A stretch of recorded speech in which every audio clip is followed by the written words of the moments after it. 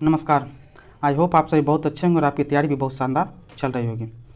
अभी इससे पहले हम लोग बहुत सारे वीडियो को देखे, हम प्रश्न संग्रह देख चुके हैं। इससे पहले तो हम लोग ये भी देख चुके हैं क्या क्या चीज़ वीडियो संग्रह में।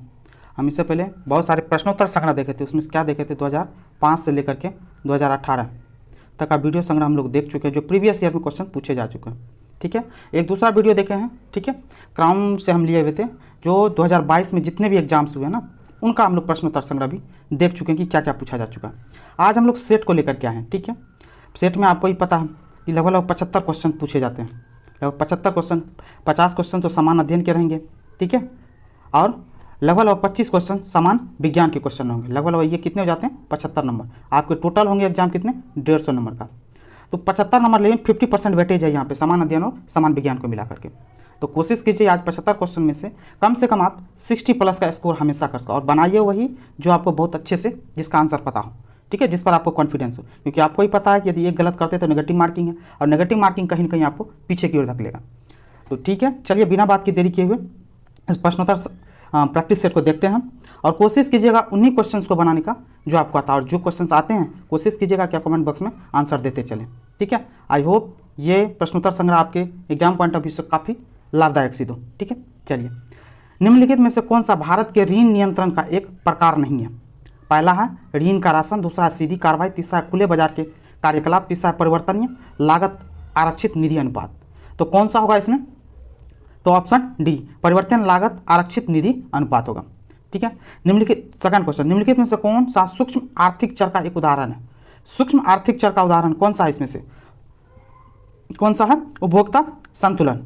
तो कौन सा है, उपभोक्ता संतुलन। चलिए, भारतीय संविधान के निम्नलिखित में से किस भाग में मौलिक कर्तव्यों का उल्लेख किया गया है। तो संविधान के किस भाग में, संविधान के भाग 4A में, जो समझे बात को, संविधान के भाग 4A में मौलिक कर्तव्यों का उल्लेख किया गया।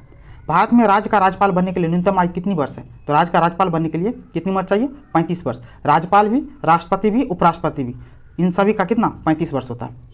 चलिए, निम्नलिखित में से कौन सिख गुरु हरकिशन के उत्तराधिकारी थे। सिख गुरु हरकिशन के उत्तराधिकारी इनमें से कौन थे, यदि आपको पता है तो बता सकते हैं कौन थे। गुरु तेग बहादुर गुरु हरकिशन के उत्तराधिकारी थे। गुरु तेग बहादुर कौन थे, 9वें गुरु थे। ठीक है, और गुरु अंगद ये गुरु तेग बहादुर 9वें गुरु थे। चलिए, महात्मा गांधी जनवरी 1915 ईस्वी में डैश से भारत लौटे थे। कहाँ से लौटे थे, तो दक्षिण अफ्रीका से भारत लौटे थे। भारत और डैश के बीच छोटा समुद्री रास्ता पाक जल संधि तथा मन्नार की खाड़ी, भारत और किसके बीच, श्रीलंका के बीच में। भारत के भूभाग का कुल क्षेत्रफल लगभग 10 लाख वर्ग किलोमीटर है। तो कितना मिलियन, 3.28 मिलियन वर्ग किलोमीटर है। तो भारत का कुल क्षेत्रफल कितना, 32,87,263 वर्ग किलोमीटर है भारत का क्षेत्रफल। तो इसी को लिखा 3.28। समझ रहे बात को। चलिए, भारत के किस पहले पर्यावरण मंत्री का हाल ही में निधन हो गया। तो भारत के किस पहले पर्यावरण मंत्री का हाल ही में निधन हो गया। पहला पर्यावरण मंत्री, देखिए हाल ही में निधन हुआ, ये काफ़ी इंपॉर्टेंट क्वेश्चन है। तो कौन सा, दिग्विजय सिंह जाला भारत के पहले पर्यावरण मंत्री थे। और ये कहाँ से, किस स्टेट से बिलोंग करते हैं, तो गुजरात से बिलोंग करते हैं। ठीक है, गुजरात के बाकानेर के विधायक थे ये। चलिए, भारत पर शासन करने वाला पहला मुस्लिम राजवंश, क्या पूछ रहा, मुस्लिम राजवंश कौन थे। तो यहाँ पर देख रहा है गुलाम वंश, तुगलक वंश, लोधी वंश, खिलजी वंश। तो गुलाम वंश की स्थापना कभी थी, तो 1206 ईस्वी में। 1206 ईस्वी में कौन किया था, कुतुबुद्दीन ऐबक, जिसको लाख बख्श भी बोला जाता है। ठीक है, लोक अदालतें किसके अधीन बनाई गई, लोक अदालतें किसके अधीन बनाई गई। तो ऑप्शन दिए हुए हैं, कौन सा होगा इसका आंसर, विधिक सेवा प्राधिकरण अधिनियम, विधिक सेवा प्राधिकरण अधिनियम। चलिए, भारत का सबसे लंबा राष्ट्रीय राजमार्ग कौन सा है। तो भारत का सबसे लंबा राष्ट्रीय राजमार्ग 44 है। ठीक है, भारत के अंतरिक्ष अनुसंधान संगठन इसरो के अध्यक्ष और पद्म भूषण पुरस्कार विजेता का नाम बताइए, जिन्होंने उस ऐतिहासिक क्षण को वास्तविक बनाया जब मार्स ऑर्बिटर किसी प्रथम प्रयास से मंगल ग्रह की कक्षा में प्रवेश करने वाला पहला भारतीय अंतरिक्ष यान बन गया था। कौन, तो कौन थे, के राधाकृष्णन थे। ठीक है, मोहनजोदड़ो में सबसे बड़ी इमारत कौन थी, मोहनजोदड़ो में सबसे बड़ी इमारत कौन सी थी, तो ग्रेट ग्रेनरी था। ग्रेन मतलब समझिए अनाज, महान अन्नागार था। ठीक है, महान अन्नागार था जिसमें अनाज रखा जाता था। ठीक है, सूचना के रूप में दूर संवेदी डाटा दर्शाने का एक सामान्य फॉर्म किस रूप में है, तो विषयक रूप में, थेमेटिक के रूप में।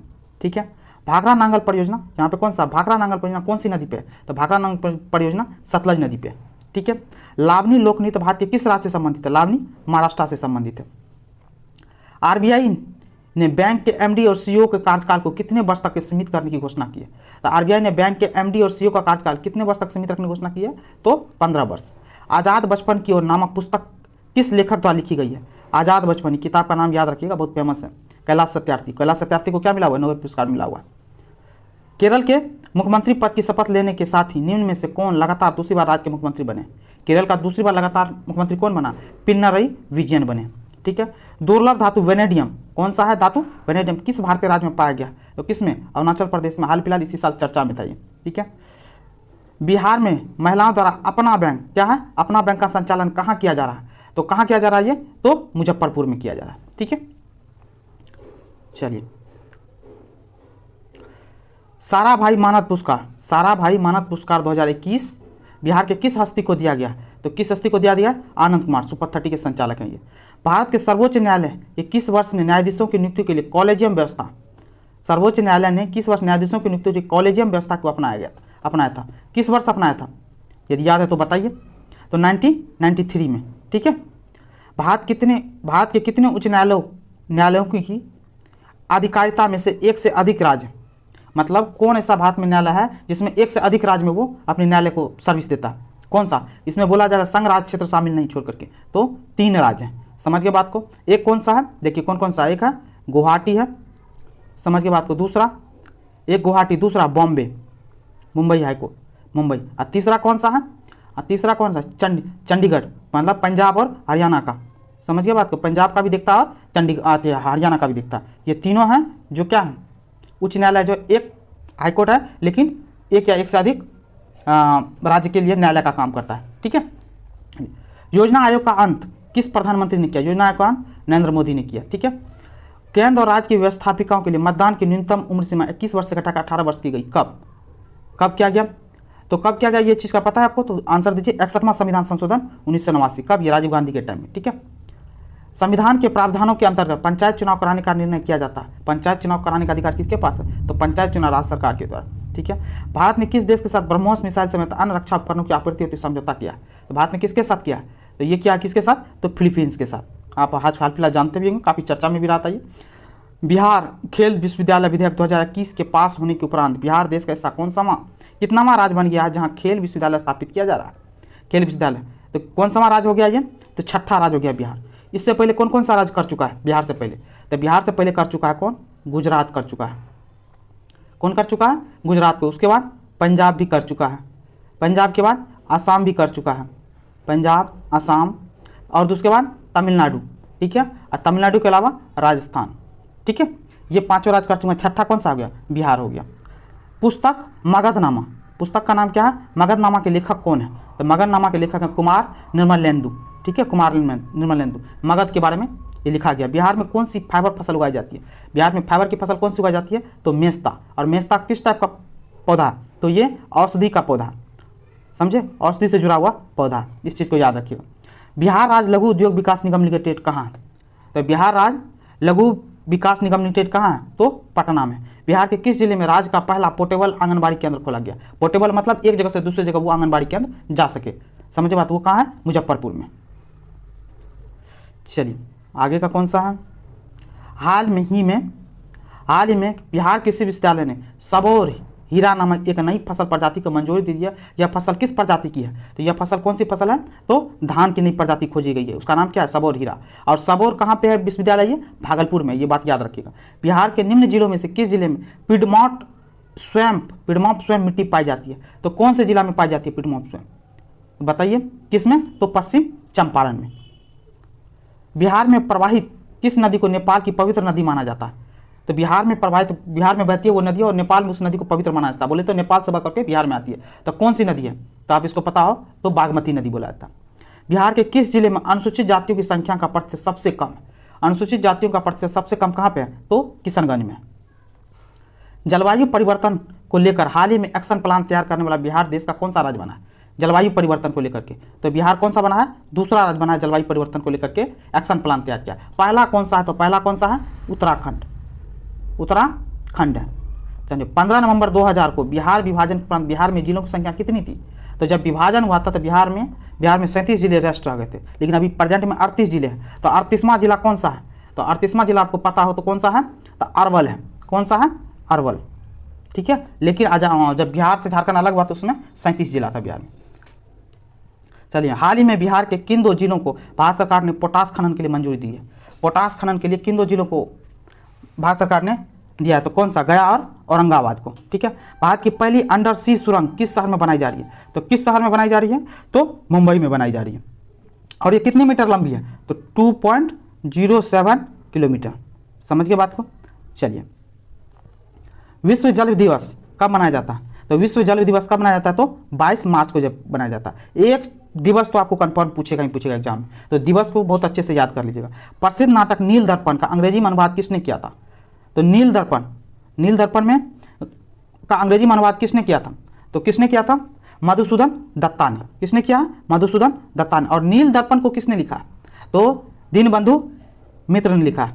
समझ के बात को? क्या था ये? बंगाली नाटक था। ये किताब क्या है? बंगाली नाटक है।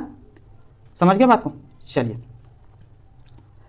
निम्न में से किस जिले में बिहार का एकमात्र राष्ट्रीय उद्यान है स्थित है? किसमें? तो पश्चिम चंपारण में है, ठीक है। त्रिवेणी नहर किस नदी से पानी आता है? त्रिवेणी नहर में किस नदी से पानी आता है? तो गंडक से आती है, ठीक है। चलिए, गंगा के दक्षिणी मैदान निम्नलिखित में से कौन सी नदी प्रवाहित नहीं होती है? गंगा के दक्षिणी मैदान में कौन सी नदी प्रवाहित नहीं होती है? तो आपको पता है तो कौन सी है? बागमती है, ठीक है।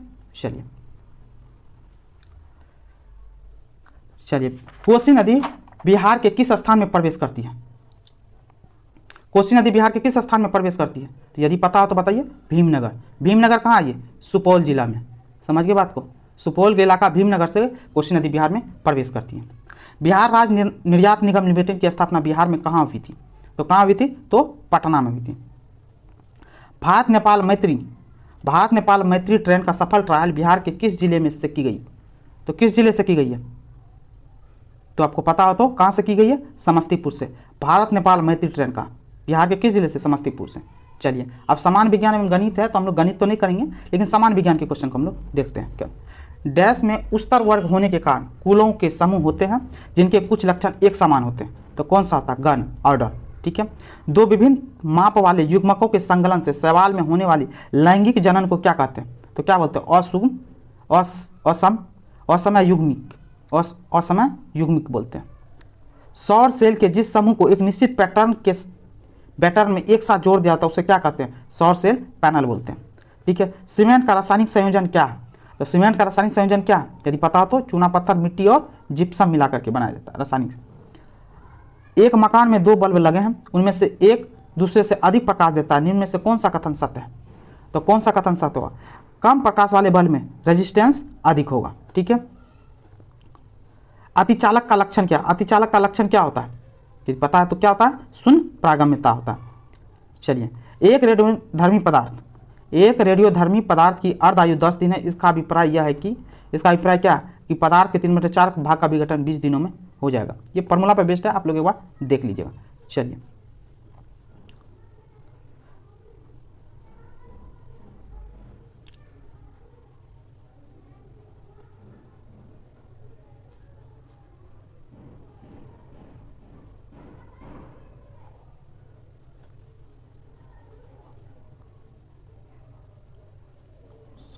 एक मिनट, थोड़ा सा मिसअंडरस्टैंडिंग हो रही है। 58। चलिए, निम्नलिखित में से कौन सा कथन सत्य है? इसमें कौन सा कथन सत्य है? मॉडेम एक सॉफ्टवेयर होता है। मॉडेम एक वोल्टेज का स्थायीकरण करता है। मॉडेम प्रचालन तंत्र होता है। मॉडेम एनालॉग सिस्टम को डिजिटल सिग्नल तथा डिजिटल सिग्नल को एनालॉग सिग्नल में बदलता है। तो कौन सा है? ये सत्य है, ठीक है। घरेलू LPG सिलेंडरों में दाब मापक नहीं प्रदान किए जाते हैं क्योंकि घरेलू LPG सिलेंडर में दाब मापक नहीं प्रदान किए जाते। क्यों नहीं किए जाते हैं? तो क्यों नहीं किए जाते हैं, इसका आंसर क्या होगा? ये LPG सिलेंडर में गैस की मात्रा को प्रदर्शित नहीं कर सकते। क्यों? क्योंकि आपको पता होगा LPG सिलेंडर में क्या होता है ना, गैस जो रहता है वो क्या होता है? द्रव अवस्था में पाया जाता है, और ये दाब मापन को नहीं प्रदर्शित करता, द्रव को नहीं कर सकता, क्योंकि गैस जो है ना, LPG का गैस, वो द्रव अवस्था में पाया जाता है। निम्नलिखित में से किसे हंसाने वाली गैस बोला जाता है? तो किसको बोला जाता है? नाइट्रस ऑक्साइड को बोला जाता है, ठीक है। N2O जिसका होता है, ये याद रखिएगा, कभी कभी N2O देता है। यूरिया में उपस्थित होने वाले तत्व कौन कौन से हैं? तो यूरिया में कौन कौन सा रहता है? कार्बन, हाइड्रोजन, नाइट्रोजन और ऑक्सीजन, ये चारों होते हैं, ठीक है। यदि फार्मूला पता हो तो आपको, तो क्या होता है? NCO और NH2, ठीक है। इसमें देखिए क्या क्या है, हाइड्रोजन भी है, नाइट्रोजन भी है, कार्बन डाइऑक्साइड भी है, ऑक्सीजन भी है। समझिए बात को। तो ये सब के सब किस में, ऑप्शन नंबर डी में। निम्नलिखित में से कौन सही नहीं है, सही इसमें से कौन सा नहीं है। विकास का सिद्धांत प्रतिपादन किया था चार्ल्स डार्विन ने, एकदम सही बात इन्होंने बोला। किसी परमाणु के नाभिक का टूटना संलयन होता है, नहीं संलयन नहीं होता, ये विखंडन होता है। समझ गए बात को। तो इसमें क्या बोल रहा है, सही नहीं है, तो बी हो। ड्राई ऑर्डर्स ठोस कार्बन डाइऑक्साइड होता है, सही बात है। सूखा हुआ ड्राई आइस कार्बन डाइऑक्साइड होता है। टेलीफोन की खोज ग्राहम बेल ने की थी, ये सब सही है। लेकिन कौन सा सही नहीं है, तो क्वेश्चन नंबर बी सही नहीं है, ठीक है। शरीर के अतिरिक्त ग्लूकोज ग्लाइकोजन में परिवर्तित, शरीर में अतिरिक्त ग्लूकोज ग्लाइकोजन में परिवर्तित होकर भंडारित रहता है। कहाँ पे भंडारित रहता है ये, तो कहाँ पे रहता है, तो ये यकृत में रहता है। शरीर में अतिरिक्त ग्लूकोज जो है ना ग्लाइकोजन में परिवर्तित होकर के यकृत में जाकर के इकट्ठा रहता है। तीव्रता एवं प्रयुक्ता के आधार पर निम्नलिखित में तो कौन सा कर्क रोग उत्पन्न कर सकता था, उसका उपचार भी करता है। देखिए बात को, ये यहाँ पे बोल रहा है अत्यधिक मात्रा में और कम मात्रा में, मतलब अपने हिसाब से कर्क रोग उत्पन्न कर सकता है। मतलब कौन कर्क रोग, मतलब कौन सा, कैंसर का रोग उत्पन्न कर सकता है कौन, तो आयनन विकिरण। समझ के बात को। आयनन विकिरण तीव्रता के आधार पर प्रयुक्ता के आधार पर क्या होता है, कभी इसमें बीमारी फैल भी जाता है और प्रयुक्ता के मतलब इसका इलाज भी इसी से होता है। मिनीमाता व्याधि निम्न धातु का हानिकारक मात्रा से होती है, तो मिनीमाता कौन सी धातु की हानिकारक मात्रा से होती है, तो किससे, तो पारा से। समझ के बात को। बिजली की खपत का बिल किसके मापन पर आधारित होता है, बिजली की खपत किस पर, तो आपको ही पता है बिजली की खपत मापते किस पे हैं, तो किस पर मापते हैं, तो वोल्टेज पे। तो कौन, ऑप्शन ए। निम्न में से कौन सा उष्मा का सबसे अधिक कुचालक है, उष्मा का सबसे अधिक कुचालक कौन है, तो शीशा है। इन ऑप्शन में से रेडियोधर्मी पदार्थ उत्सर्जित करता है क्या, अल्फा बीटा और गामा, ये तीनों उपयोग करता है कौन, रेडियोधर्मी पदार्थ। चलिए, भारतीय उपग्रह GS-87 अनन्य रूप से बनाया गया, तो किस लिए बनाया गया है ये, तो सैन्य संचार हेतु बनाया गया था। GS-87 अनन्य रूप से सैन्य संचार हेतु बनाया गया था। आई कब बनाया गया था, 7 नवंबर 2013 को। और 7 नवंबर 2013 को ये कहाँ से, गुयाना अंतरिक्ष यान, जो कि फ्रांस का अंतरिक्ष एजेंसी के द्वारा GS-87 को प्रक्षेपित किया गया था, ठीक है। गैसोहॉल एक मिश्रण है, गैसोहॉल किसका मिश्रण है, तो गैसोहॉल किसका मिश्रण है, गैसोलीन और एथेनॉल का मिश्रण है। अपमार्जक डिटर्जेंट क्या है, तो शोधन अभिकर्ता। यदि ये शोधन अभिकर्ता ऑप्शन में नहीं होता तो हम लोग क्या मारते, साबुन मारते। जब अपमार्जक ज़्यादा मात्रा में, एक्चुअली डिटर्जेंट ज़्यादा मात्रा में होता है तो कहते हैं साबुन में ज़्यादा मात्रा में होता है तो वो शोधन अभिकर्ता। अपमार्जक शोधन अभिकर्ता, शोधन अभिकर्ता ऑप्शन में नहीं होता तब जाकर हम लोग साबुन मारते, ठीक है। चलिए, लाल स्याही बनाई जाती है, लाल स्याही क्या चीज़ से बनाई जाती है, तो लाल स्याही किस चीज़ से बनाई जाती है, तो इओसिन से। लाल स्याही इओसिन से बनाया था। अग्निशमन में कौन सी गैस काम आती है, तो अग्निशमन में कौन सी गैस काम आती है, तो कार्बन डाइऑक्साइड काम आती है। स्त्रियों की तुलना में अधिक पुरुष वर्णांता से पीड़ित हो सकते हैं, क्योंकि क्या होता है, उनमें केवल एक एक्स क्रोमोसोम होता है। समझ गए बात को, एक एक्स क्रोमोसोम होता है। और ये देखिए वर्णांता, पुरुष में वर्णांता जो होती है ना, ये क्या होता है, अनुवांशिकी बीमारी होती है, मतलब पीढ़ी दर पीढ़ी चलती है ये। समझ गए बात को। और अनुवांशिकता में ये जो वर्णांता बीमारी है नहीं देख पाने की, लाल और हरा में हरा रंग को देखने में सबसे ज़्यादा दिक्कत होता है, ठीक है, ये बात याद रखिएगा। और 75 नंबर, क्षितिज के समीप सूर्य एवं चंद्रमा के दीर्घ वृत्ताकार दिखाई देने का कारण क्या है, तो क्या है, ये अपवर्तन है, ठीक है। अब इसके बाद देखिए मैथ का क्वेश्चन है। मैथ का क्वेश्चन हम मतलब किस चीज़ को आप अलग से देख लीजिएगा मैथ को, क्योंकि उसमें टाइमिंग लगता है। तो हम ये 75 क्वेश्चन को हम ऑलरेडी कर चुके हैं, ठीक है, टोटल। आई होप ये वीडियो आपको पसंद आया होगा। इस सेट में आपको बहुत सारा क्वेश्चन, यदि आपको जितना भी बना हो आप अपने आप को इसमें जज कर सकते हैं। आई होप ये वीडियो पसंद भी आया होगा और आपको बहुत अच्छा कुछ सीखने को भी मिला होगा। तो वीडियो को प्लीज़ करके यदि पसंद आया तो लाइक करें, कमेंट करें, शेयर करें और सब्सक्राइब जरूर से जरूर करें, क्योंकि मोटिवेशन मिलता है। चलिए बिना बात के देरी किए आप अपनी तैयारी को प्रॉपर तरीके अच्छे तरीके से लगे रहिए। इसी तरीके से और भी सेट अभी रेगुलर आते रहेंगे, तो प्लीज़ करके चैनल को सब्सक्राइब जरूर कर लें। Thank you so much.